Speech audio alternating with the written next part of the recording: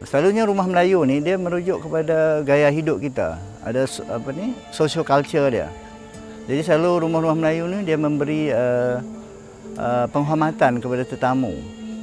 Kalau kita tengok rumah-rumah Melayu ni, ruang pertama yang kita jemput untuk tetamu ialah ruang serambi ataupun ruang beranda dia, ataupun ruang anjung dia. Jadi di situlah tempat mula dijemput tetamu datang. Dan dari situ barulah dijemput ke ruang-ruang lain. Rumah adat ni actually rumah yang diwarisi ataupun dijadikan rumah yang didiami oleh turun-temurun beberapa generasi.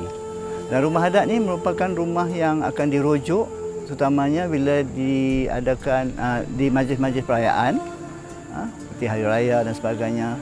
Jadi di situlah seluruh keluarga akan turun. Dan ini sebenarnya di Negeri Sembilan ni dia melibatkan suku-suku.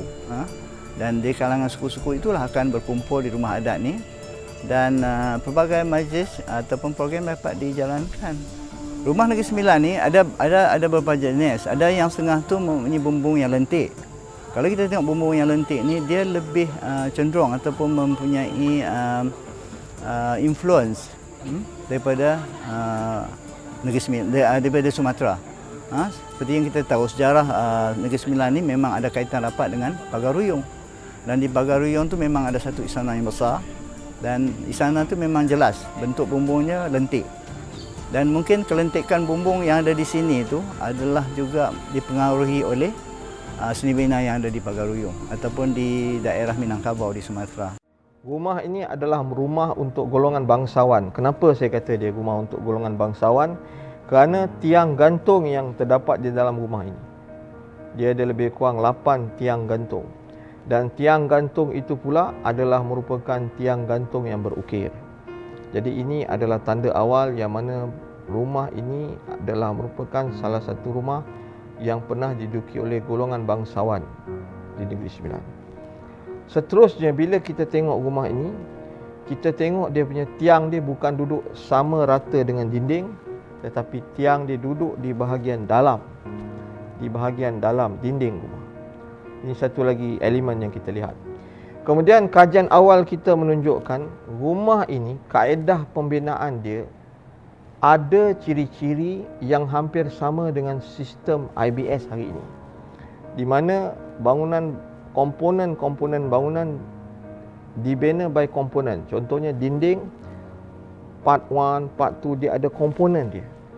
Ini satu keunikan daripada segi kaedah pembinaan teknologi.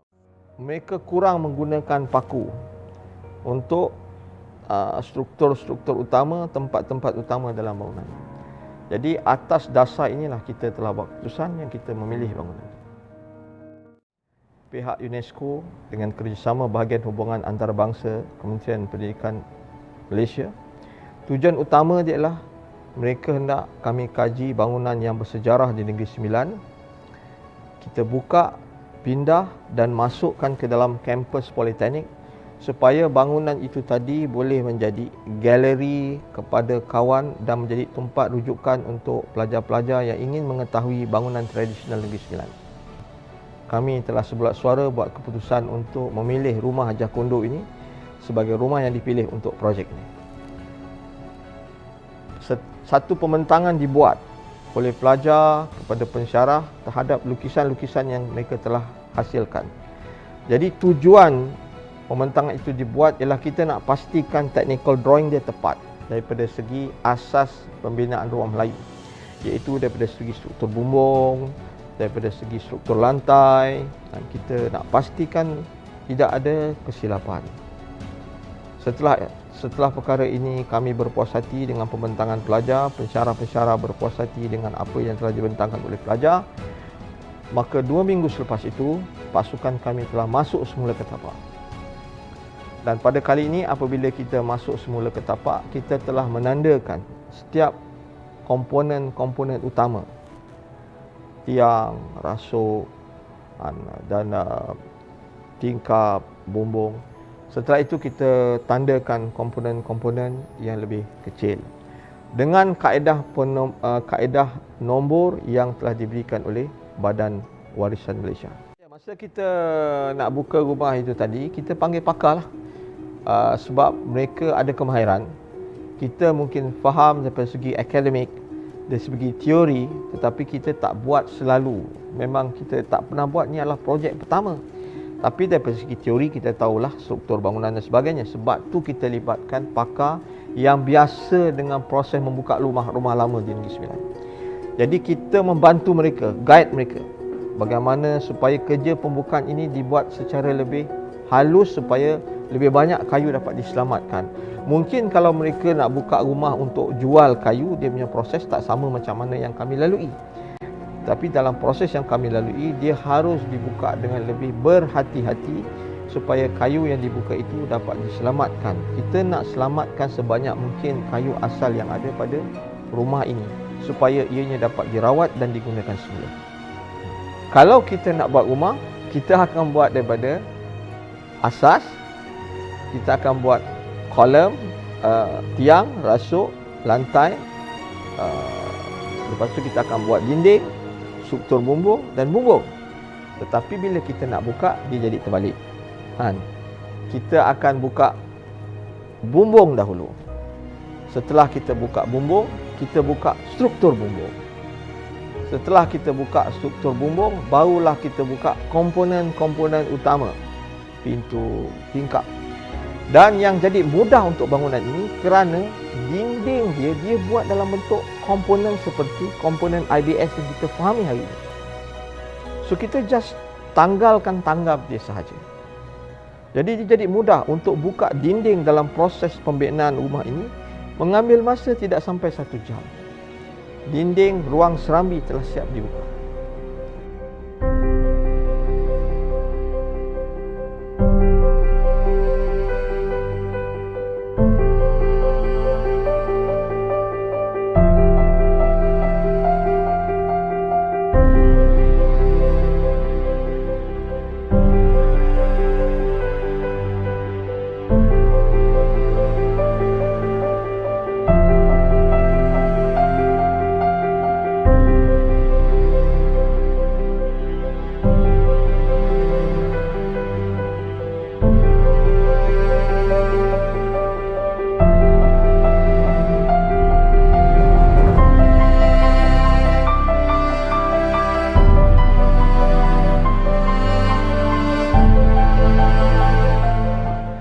Kemudian sebelah petang mengambil masa 1 jam lagi untuk membuka bahagian ibu rumah dan bahagian bilik. Itu saja.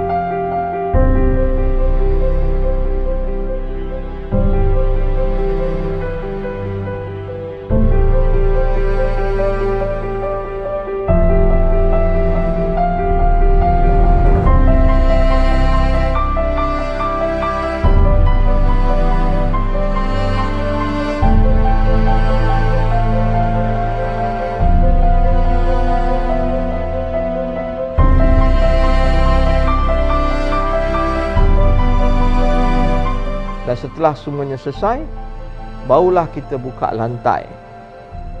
Dan akhirnya kita membuka tiang di tepi dahulu. Kan kita tak boleh nak tolak rasuk dia macam tu sebab rasuk dia tebal di tengah.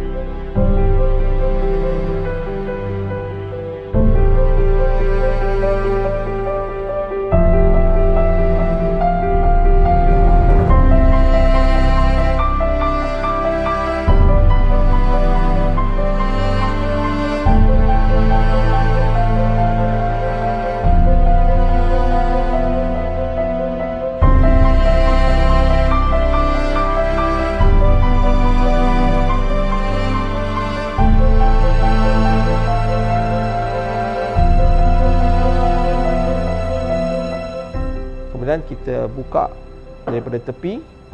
Setelah selesai, kita tinggalkan tiang seri, barisan tiang seri.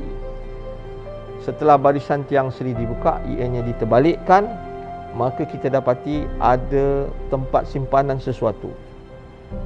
Ini kalau dalam kajian kita, dia adalah seperti timeline bagi rumah orang-orang Melayu. Bila kita buka, maka didapati dalam tu ada kepingan siling, di dalam tu ada rantai, sedikit rantai emas, ada kapas, rambut, dan juga kita dapati seperti seolah-olah seperti kain kapas. Jadi inilah keunikan yang kita dapat lihat daripada rumah Hajang Kunduk ni. Satu, bukan saja daripada segi teknologi pembinaan dia, tetapi semangat yang ada di belakang pembinaan rumah ini. Jelas sekali kita dapat lihat pada tiang serinya.